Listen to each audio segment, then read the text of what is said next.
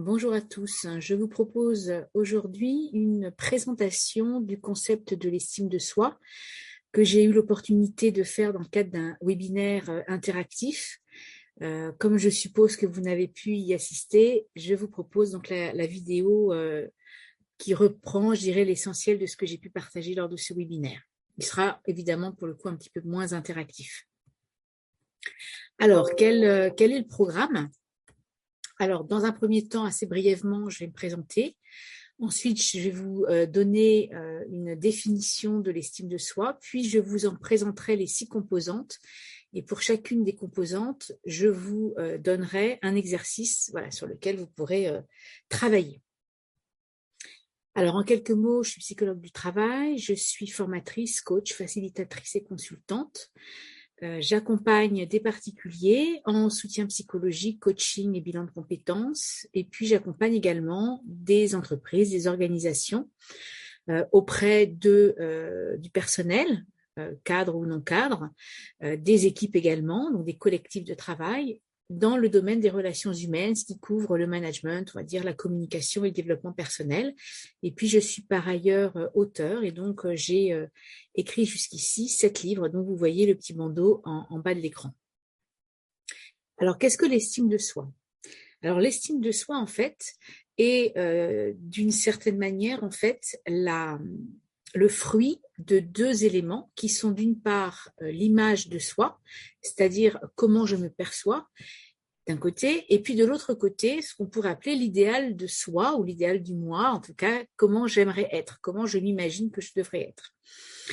Et donc, l'estime de soi va être la résultante, en fait, de l'appréciation de l'idée que l'on se fait de l'image de soi d'un côté et de l'idéal de soi de l'autre. Ainsi, si par exemple j'ai une image de moi-même peu flatteuse et que j'ai tendance à me dévaloriser et que par ailleurs j'ai un idéal de moi-même très élevé, évidemment, ça va me conduire à développer, à avoir une estime de moi faible. Alors, on voit bien ici que l'on parle d'image de soi ou d'idéal de soi, on est dans quelque chose qui est dehors d'une forme de perception, dans les 2 cas, ou en tout cas dans une image qui est subjective. Parce que le regard que je porte sur moi n'est pas forcément objectif, d'une part, et puis par ailleurs, l'idéal que je porte en moi peut être par exemple un héritage familial, c'est-à-dire si j'ai été par exemple élevée dans une famille extrêmement exigeante, que j'estime particulièrement brillante et que j'ai tendance pour le coup, pour me sentir incluse, aimée, appréciée, valorisée dans cette famille, eh bien je peux mettre la barre très haut en termes d'ambition, ce qui va rendre, je dirais, la marche à prendre pour pouvoir atteindre cet idéal du moi très, très, très élevé et qui va de ce fait évidemment venir entacher l'estime de moi.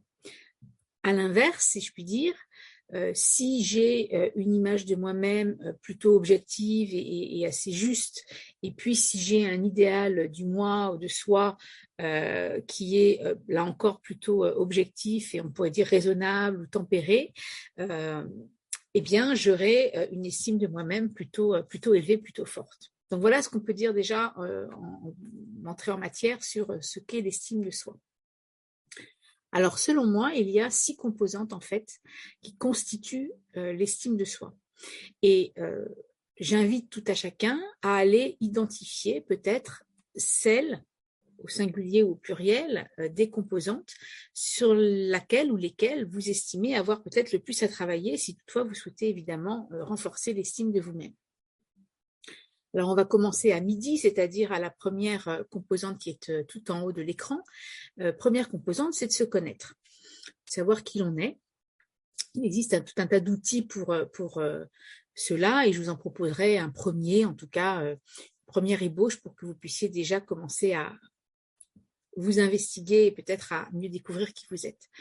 Deuxième composante, s'accepter et s'aimer tel que l'on est, hein, à la fois dans ses qualités, ses défauts, dans ses lacunes, dans ses points forts, enfin, voilà, de s'accepter totalement, entièrement, dans toutes les facettes de soi-même. La troisième composante, c'est d'avoir une image de soi qui soit positive, puis d'être apprécié et soutenu, d'avoir confiance en soi et enfin de s'affirmer. Donc, je vais vous proposer maintenant qu'on reprenne chacune de ces composantes et un exercice associé. Alors, première composante, c'est de se connaître. Alors, voilà l'exercice que je vous propose. Je vais vous proposer 3 situations et pour chacune d'entre elles, je vais vous inviter à choisir l'une des 4 propositions et de noter la lettre qui se situe à la fin de chacune des propositions, en tout cas de celle que vous aurez choisie. Qu'est-ce que vous appréciez en réunion? Vous appréciez d'y rencontrer des collègues et de passer un bon moment à échanger avec eux? Vous appréciez qu'il y ait de la rigueur et de la méthode? Vous appréciez que ce soit stimulant et créatif? Ou plutôt que les choses aillent droit au but et que cela soit efficace? Quelle option choisissez-vous de façon préférentielle? Deuxième situation, dans un projet, ce qui vous importe le plus, c'est quoi? C'est qu'il soit mené en concertation avec les équipes, ou en tout cas les parties prenantes, qu'il soit documenté, planifié dans le temps, qu'il soit novateur et audacieux, qu'il soit chiffré et qu'il y ait un retour sur investissement. Qu'est-ce qui vous importe le plus? Et enfin, en formation, qu'attendez-vous du formateur? Qu'il sache mettre le groupe en confiance et qu'il soit bienveillant, qu'il soit un expert dans son domaine, dynamique et qu'il propose des activités ludiques, ou qu'il réponde à vos attentes et que ce qu'il enseigne soit de suite transposable. Là encore, vous pouvez avoir spontanément envie un peu des 4, mais si vous ne deviez choisir qu'une option, laquelle serait-elle?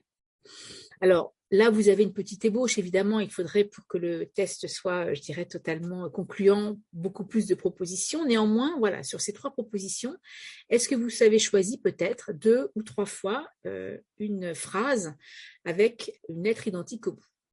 Et c'est ce qu'on va voir. Dans quelle mesure le choix que vous avez fait peut donner déjà une première indication sur votre profil de personnalité.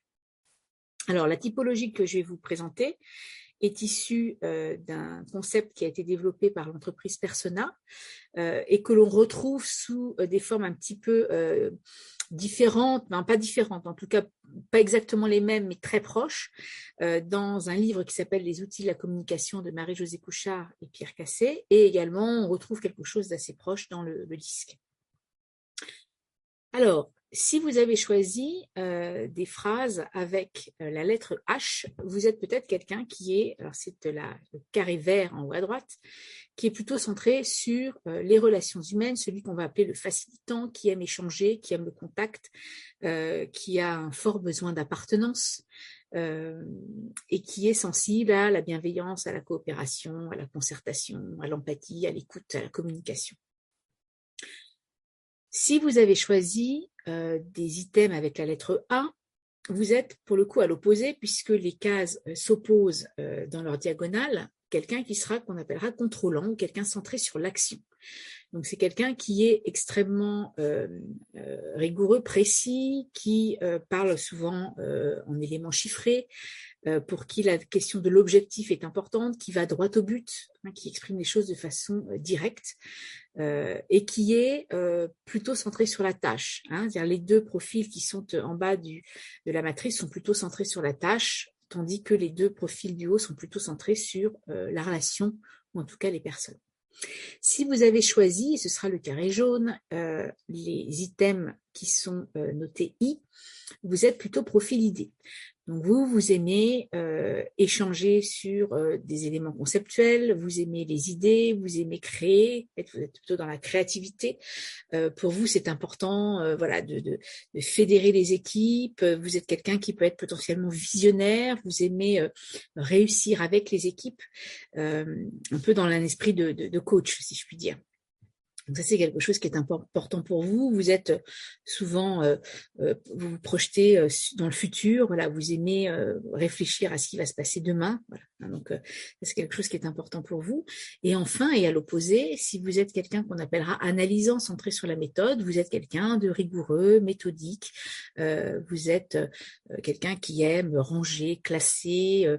Vous êtes quelqu'un qui garde trace, qui est un peu la mémoire de l'équipe ou du service. Il va archiver, par exemple, les différents comptes rendus, les différents dossiers, quelqu'un de fiable vers lequel on pourra se tourner si on a besoin de rechercher une information précise, par exemple.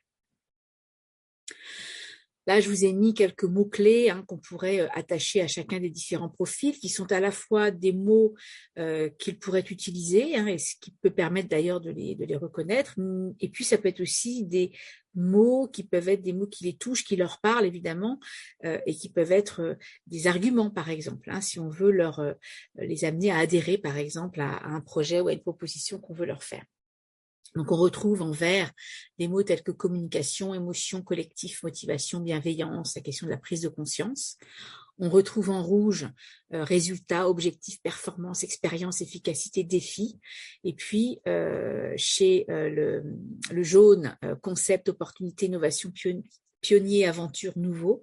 Et enfin, pour terminer, chez le profil analysant, les faits, les preuves, la planification, la question du détail, le contrôle, le process ou les procédures. Donc voilà déjà une première approche, on pourrait dire, de comment faire pour se connaître. Il existe tout un tas de questionnaires, tests qui peuvent vous permettre chacun avec, je dirais, à la fois une vision de la personne ou de la personnalité, ce soubassement théorique qui vous permettra, voilà, même si vous en remplissez plusieurs, d'avoir peut-être une approche encore un peu plus fine de qui vous êtes. Pour ma part, j'utilise essentiellement cet outil-là, et puis j'utilise également le MBTI, qui est un questionnaire de personnalité basé sur les types psychologiques de Jung, si c'est quelque chose qui vous intéresse. Donc ça, c'était première composante, se connaître. Maintenant, deuxième composante, s'accepter et s'aimer. Alors pour moi, il y a deux éléments clés pour s'accepter et s'aimer tel que l'on est.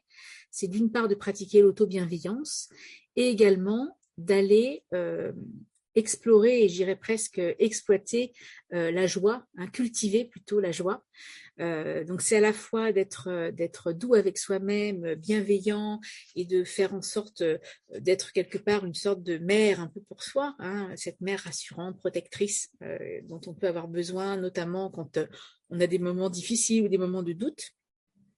Et puis aussi cultiver la joie, c'est-à-dire faire en sorte d'aller chercher, d'aller développer, d'aller créer des situations dans lesquelles justement vous pouvez vous faire plaisir, vous pouvez aller vous connecter justement avec des choses qui sont bonnes pour vous. C'est ce qu'indique d'ailleurs l'émotion joie. Quand on est joyeux, quand on ressent de la joie, ça nous dit que ce qui est en train de se passer, ce que l'on vit, est quelque chose qui est bon pour nous. Bon pour nous, ça veut dire que c'est juste, que ça vient rencontrer une aspiration profonde ou un désir profond. Donc la question à laquelle je vous invite de répondre, c'est mais qu'est-ce qui vous met en joie, qu'est-ce qui vous rend vivant, qu'est-ce qui vous met en énergie?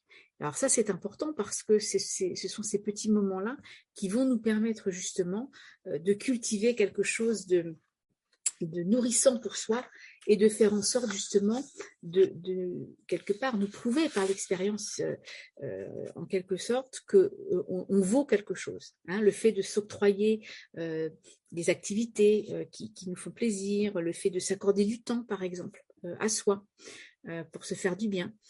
Ce sont des signes, des preuves quelque part que on vaut quelque chose, on mérite de s'accorder ce temps-là, de se faire du bien.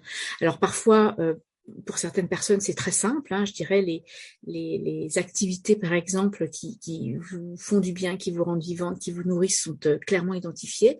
Et puis pour d'autres, ça nécessite d'expérimenter, d'explorer, d'essayer des choses. Alors vous verrez, il y a peut-être des choses qui vont vous convenir, des choses un peu moins.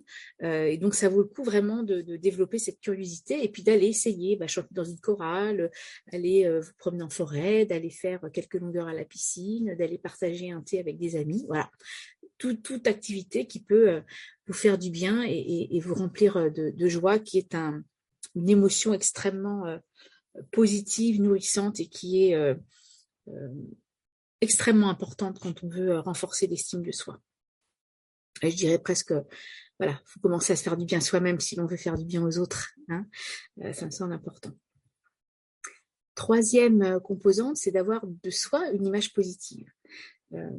Alors l'idée, c'est pas être dans une espèce de béatitude naïve, hein, mais simplement, comme on pourrait le dire de façon dans le langage courant, hein, voir le verre à moitié plein plutôt qu'à moitié vide. On a cette tendance souvent à regarder les choses par le petit bout de la lorgnette et en ayant un regard très critique. Et l'exercice que je vous propose, c'est d'essayer, en tout cas, notamment de repérer peut-être ces moments où vous avez tendance à avoir un regard négatif et de se dire, tiens, comment je pourrais transformer ce regard négatif en regard positif. Quelque part, c'est vraiment forcer finalement les choses, forcer votre perception. Donc déjà d'avoir conscience de comment vous percevez assez naturellement, et en particulier si c'est négatif, et voilà, de quelque part forcer votre cerveau finalement à regarder les choses avec des lunettes peut-être un peu plus roses. Alors l'exercice que je vous propose est le suivant, et qui s'appuie sur une petite phrase hein, qui est qu'on a les défauts de ses qualités et surtout les qualités de ses défauts. C'est de faire une liste des défauts que vous vous donnez, que vous pensez avoir, ou peut-être des défauts que l'on vous reproche, de les noter. Donc là, j'en ai mis 3 pour exemple, voilà, borné, bordélique et pinailleur. D'ailleurs, ils sont souvent très connotés, hein, de manière très négative. Et puis pour chacun d'entre eux, de réfléchir à la manière dont vous pourriez les retourner quelque part en positif, puisque derrière chaque défaut, il y a aussi des qualités. Hein, si je prends le premier exemple, quelqu'un qui est borné, on pourrait dire têtu, c'est aussi quelqu'un qui est obstiné, quelqu'un qui est déterminé, quelqu'un qui sait ce qu'il veut, quelqu'un qui a de la suite dans les idées. Hein. Donc évidemment, si je pousse la qualité trop loin, hein, de façon excessive, probablement je vais arriver vers quelque chose qui est de l'ordre d'un défaut. Mais ce qui est intéressant, c'est de se dire que peut-être que dans une certaine tempérance, en tout cas si je suis dans une expression de la caractéristique modérée, de façon modérée, eh bien je vais être plutôt du côté de la qualité. Et donc si quelqu'un voilà, vous reproche d'être borné, ben, vous pouvez aussi lui dire je suis effectivement quelqu'un de déterminé, en quoi est-ce que ça te pose problème que je sois déterminé? Alors soit effectivement la critique est injustifiée et elle va tomber d'elle-même, soit peut-être vous avez fait montre effectivement d'une détermination un petit peu excessive, et là il suffira peut-être simplement de réguler le curseur, mais vous voyez, réguler le curseur, ça n'est pas jeter le bébé avec l'eau du bain en disant bah, je suis nulle parce que je suis bornée, non, c'est juste peut-être voilà, de régler l'intensité avec laquelle vous incarnez, vous utilisez cette caractéristique personnelle. Alors, quatrième composante, c'est le fait d'être apprécié et soutenu. Donc ça, c'est intéressant parce que beaucoup d'études ont montré, alors en psychologie positive notamment, mais aussi des études qui ont été faites au niveau mondial et européen autour de l'isolement. Et qui ont montré, alors d'un côté, en psychologie positive, que le soutien social contribue au bien-être physique et psychologique, et puis d'autres études qui ont montré, je dirais pas à l'inverse, mais en tout cas qui finalement contribuent à la même conclusion, sur le fait que les personnes qui sont isolées en fait, et ça a été notamment très important et très massif au moment du confinement, en fait les personnes isolées sont plus souvent malades et développent plus de maladies mentales que les personnes qui sont entourées.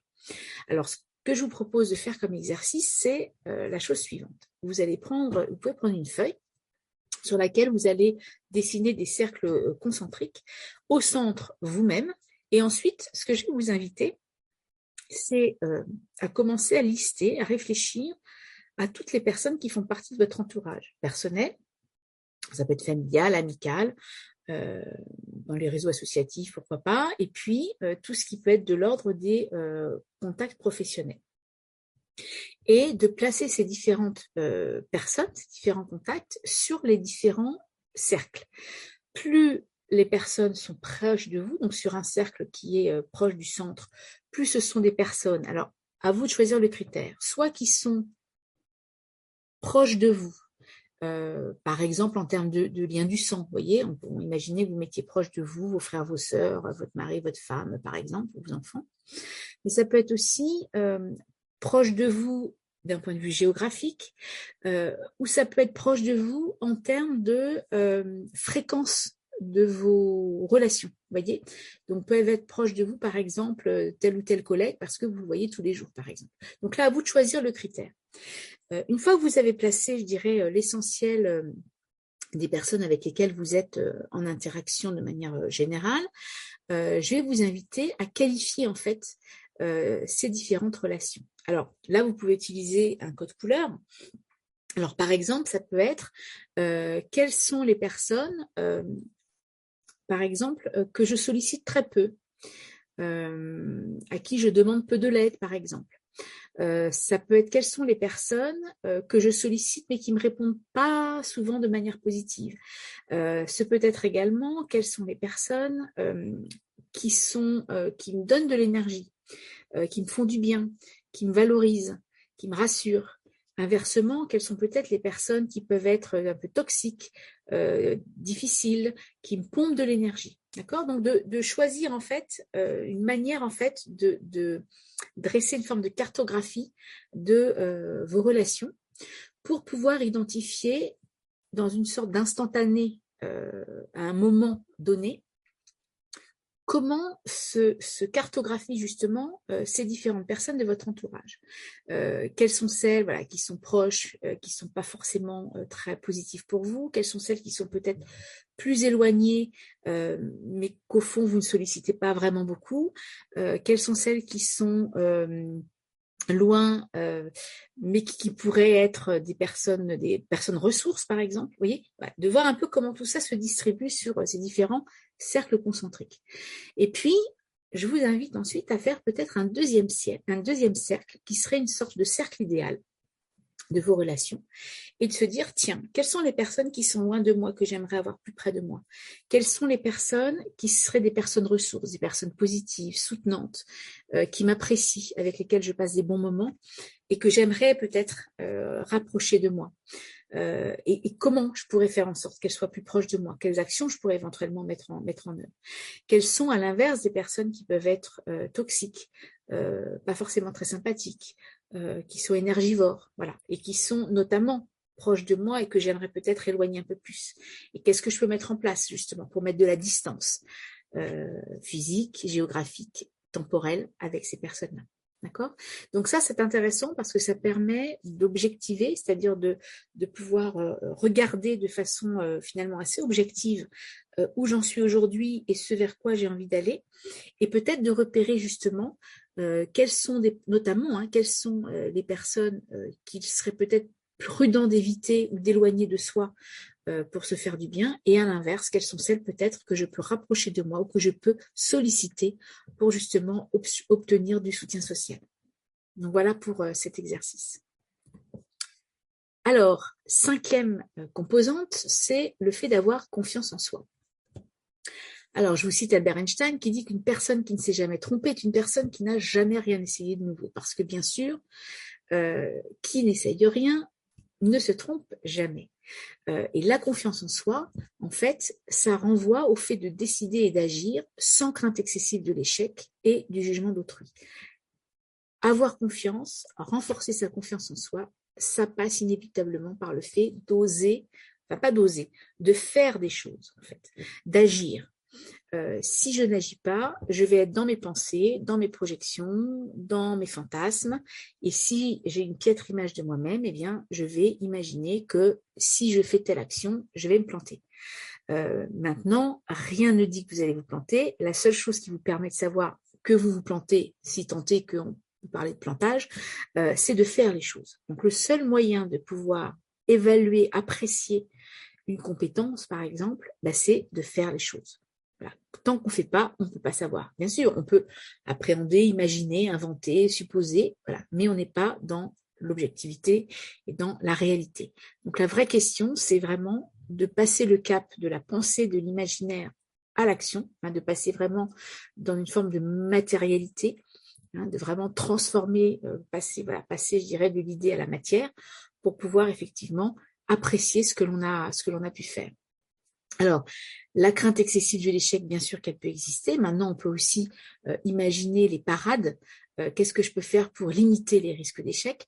Je peux aussi décider de me donner des choses à faire qui soient accessibles, réalistes. C'est sûr que si je me donne un objectif absolument énorme et inatteignable, je vais me mettre la barre tellement haut que je vais probablement m'emmener vers une situation difficile.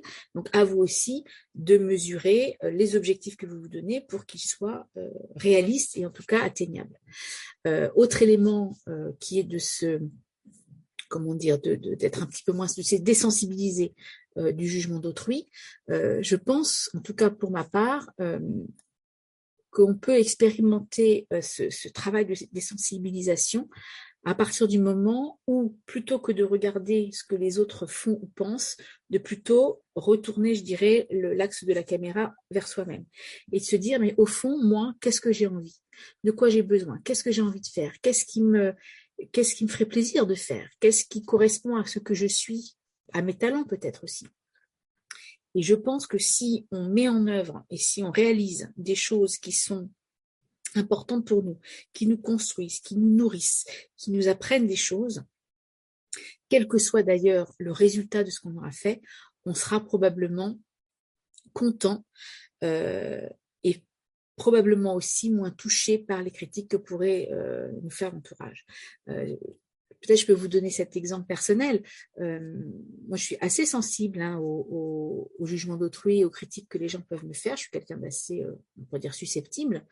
Et je me rends compte que quand je fais des choses qui sont vraiment importantes pour moi, et je pourrais presque dire qu'ils viennent du cœur, il y a des choses qui ne sont pas forcément calculées, mais des choses que, voilà, juste que j'ai envie de faire, en fait, parce que ça me fait plaisir de les faire, et parce que, voilà, ça parle de moi, ça me correspond. Je pense à des livres, je pense à mes vidéos YouTube, je pense aux podcasts que j'ai commencé à faire. Je pense également alors à des choses plus anecdotiques, mais en dehors en tout cas du domaine professionnel, qui sont, je fais un peu de couture ou un peu de dessin. Mais en fait, je suis tellement heureuse de faire ça que j'ai non seulement une certaine conscience objective, j'ai envie de dire, du résultat. Donc, je reconnais que voilà, parfois c'est pas parfait, etc. J'ai tout à fait conscience, voilà, de la limite, ou en tout cas de la qualité du résultat. Et pour autant, je suis quand même très contente et très fière de ce que j'ai fait. Et si les personnes venaient à me critiquer ou venaient pointer, voilà, du doigt telle ou telle chose qui serait pas forcément super, eh bien je m'en offusque pas parce que d'abord je le sais et puis peu importe en fait, peu importe le résultat. Ce qui finalement a été pour moi le plus riche, c'est pas tant le résultat que la mise en action et le processus même de réalisation en fait. Voilà, donc je voulais vous livrer ça pour vous dire que peut-être une des clés, c'est vraiment de se connecter à soi et à qu'est-ce qu'on a vraiment envie de faire. Un exercice que je vous invite également à explorer, c'est par exemple de revisiter vos réussites et vos, entre guillemets, échecs passés, voilà, peut-être de ces dernières semaines, et puis de célébrer vos réussites et de tirer les enseignements de vos échecs. Je pense qu'on ne célèbre pas suffisamment les choses qu'on réussit, comme si c'était quelque chose finalement de naturel, mais de la même façon, dans l'entreprise, quand les gens font bien les choses, ça paraît normal et c'est rare qu'on reçoive des compliments, alors que c'est important, en particulier quand on y a mis de soi, on a fait des efforts, on a peut-être eu des moments un peu difficiles, on a eu des moments de doute, des moments où peut-être on a eu envie d'abandonner, et bien le fait d'être allé jusqu'au bout et d'avoir produit quelque chose, quel que soit le résultat de ce qui a été produit, eh bien voilà, ça vaut la célébration. Et puis tirer les enseignements de ces échecs. Et je m'échec entre guillemets parce que qu'est-ce qui peut faire dire qu'à un moment donné quelque chose est un échec? Je pense que toute réalisation, quelle que soit la qualité, je dirais, de ce qui a été produit, en fait, est toujours source d'enseignement. C'est-à-dire que, alors l'échec, ça peut être de ne pas obtenir ce qu'on avait imaginé. Bah oui, parce que quand on s'inscrit dans la matérialité, il peut y avoir des obstacles, des choses qui font que ce qu'on avait imaginé dans notre tête ne peut pas se réaliser exactement de la même façon. Peut-être parce que ce qu'on a fait ne correspond pas tout à fait à l'objectif qu'on s'était fixé, mais peu importe. C'est-à-dire qu'on a quand même obtenu quelque chose et on pourra toujours essayer de comprendre voilà, qu'est-ce qu'on pourrait faire éventuellement de différent si on devait toutefois réentreprendre la même action pour justement apprendre en fait, apprendre de ce qui s'est passé. Et je pense que en faisant ça, on se met aussi dans une dynamique un peu plus positive. La dernière composante, c'est s'affirmer.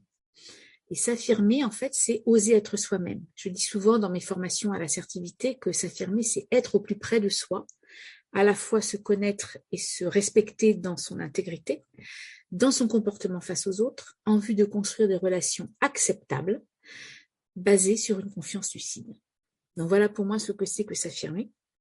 Et donc c'est finalement se respecter et respecter autrui, et ce qui nous permet, quand on est assertif, puisque s'affirmer, on appelle ça dans la théorie de l'assertivité être assertif, c'est être capable de dire ce qu'on pense, être capable de formuler des demandes fermes, oser refuser sans culpabiliser, être capable de formuler une critique si on a quelque chose à dire à quelqu'un, une critique qui soit constructive, être capable aussi de répondre aux critiques qu'on pourrait nous adresser, être capable aussi de gérer un conflit dans une optique dans l'optique de déboucher sur une solution qui soit acceptable pour les deux parties en présence, ce qu'on pourrait appeler une solution gagnant-gagnant.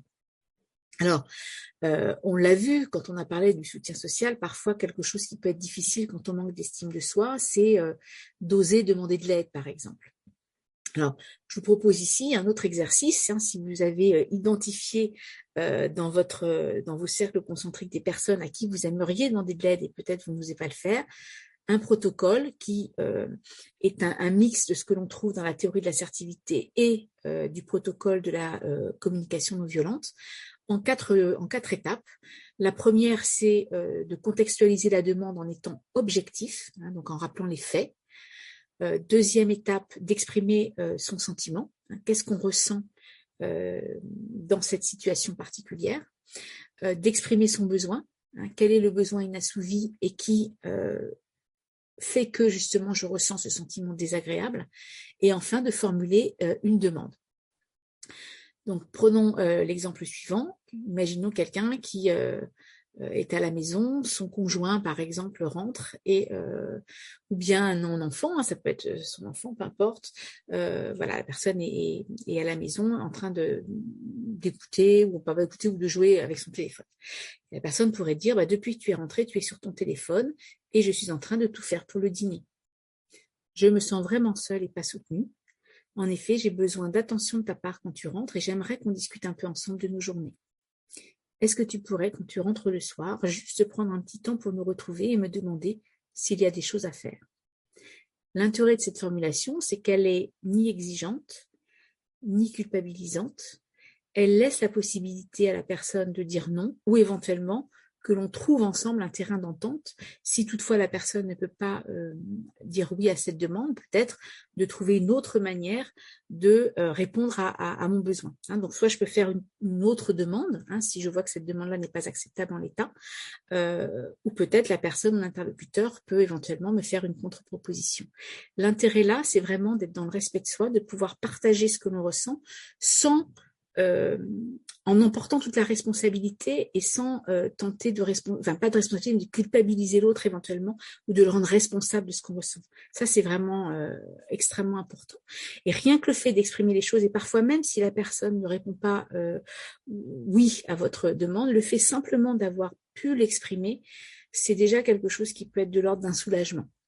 Plutôt que justement de garder ça pour soi et de nourrir éventuellement de la colère ou du ressentiment, parce que le risque de ça, c'est évidemment l'effet cocotte-minute, c'est-à-dire je ne dis rien, je prends sur moi, mais ça m'énerve, et puis plusieurs soirs se passent, et puis le risque, c'est qu'au bout d'un certain nombre de soirs, la personne explose. Donc évidemment, là, ça peut être extrêmement délétère pour la relation. Or, l'idée, c'est de pouvoir dire les choses de façon suffisamment calme et tranquille pour simplement, en fait, donner de l'information sur ce que l'on ressent à un moment donné. Donc voilà, on a vu là les 6 composantes. Et pour les personnes qui souhaiteraient booster justement l'estime de soi, l'idée c'est d'aller repérer finalement sur quel type de composantes je vais pouvoir travailler. Et c'est la raison pour laquelle, notamment, en plus du petit livre sur l'estime de soi que j'ai écrit, j'ai également créé une formation en e-learning que l'on peut vivre en totale autonomie et à son propre rythme, et qui est composé d'un certain nombre de modules. Un premier module, on va dire un peu théorique, qui présente le concept d'estime de soi et comment ça se construit, et qui se termine par un questionnaire en fait pour vous permettre d'identifier quel est l'axe ou quelle est la composante ou les composantes sur lesquelles je vous invite à travailler de façon prioritaire pour pouvoir renforcer, booster l'estime de vous-même. Et puis ensuite, vous avez un module par composante, et dans chacun des modules, vous avez des vidéos, des exercices, des défis, bref, tout un tas de choses pour vous permettre justement de travailler, de vous exercer, et à terme, évidemment, de booster l'estime de vous-même. Je propose 3 formules, mais qui sont évidemment après pas négociables, mais discutables. C'est-à-dire qu'après, voilà, en fonction de vos besoins, les choses peuvent se moduler.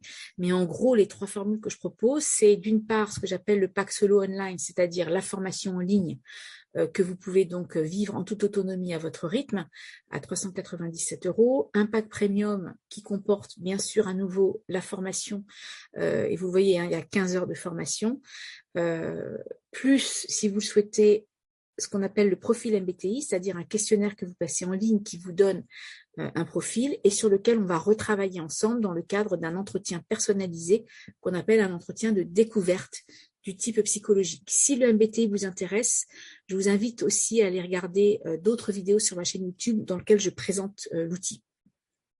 Et puis, un pack exclusif, où on rajoute, je dirais, presque un étage à la fusée, où il y a la formation en ligne, donc toujours en autonomie à votre rythme, plus le questionnaire en ligne et l'entretien personnalisé. Je précise, si vous passez le MBTI, que vous recevrez un rapport extrêmement complet d'une vingtaine de pages pour vous donner justement le détail vraiment de votre profil complet sur 8 domaines qui sont la gestion du stress, la prise de décision, la résolution de problèmes, la communication, etc.